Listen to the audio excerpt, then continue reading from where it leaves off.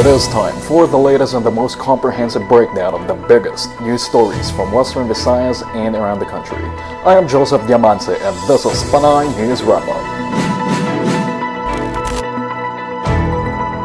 Allowing the return of LSIs without ascertaining first if they have COVID-19 is dangerous, according to Governor Arthur Defensor Jr. of Iloilo. But since this is now the policy as ordered by Department of Interior and local government, Defensor said he would comply.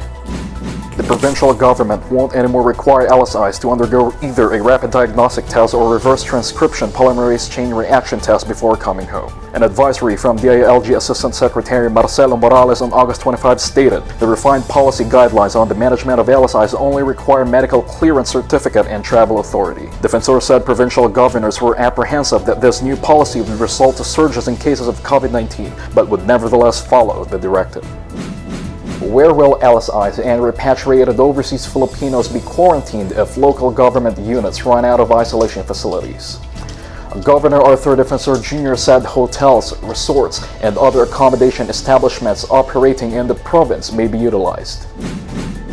In a virtual meeting on Thursday, Defensor urged mayors to help him convince hotels and resorts to serve as temporary quarantine sites. The steady return of LSIs and returning overseas Filipinos is straining the quarantine facilities of local government units. Defensor said the Overseas Workers Welfare Administration will pay the hotels and resorts for the food and accommodation of the returning overseas Filipinos. For LSIs, on the other hand, the provincial government is ready to help the LGUs financially should the time come that their quarantine facilities reach full capacity.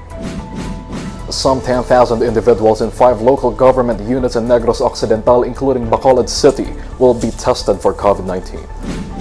The planned mass testing is part of the timeout weekend, a 4-day strategic plan announced by provincial and city officials led by Governor Eugenio Jose Lacson and Mayor Evilio Leonardia. From August 28 to 31, a lockdown would be enforced to 4 cities and 1 municipality, according to Provincial Economic Affairs Consultant Alfredo Benitez. The timeout weekend targets symptomatic patients and their close contacts in the cities of Bacolod, Silay, Talisay, and Bago, along with the municipality of Murcia.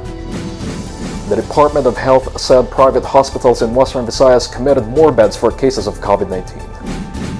According to DOH Region 6 spokesperson Dr. Jocelyn Te, these hospitals pledge a 7% increase in the capacity of beds in the next 4 weeks. There are 36 private hospitals in the region. So far, 8 have submitted written commitments for the increase. Region 6 current bed allotment for COVID-19 cases is 268. As for the occupancy rate of the region's temporary treatment and monitoring facilities as of August 23, there were a total of 3,148 beds, of which 960 were occupied, while 2,388 were still available.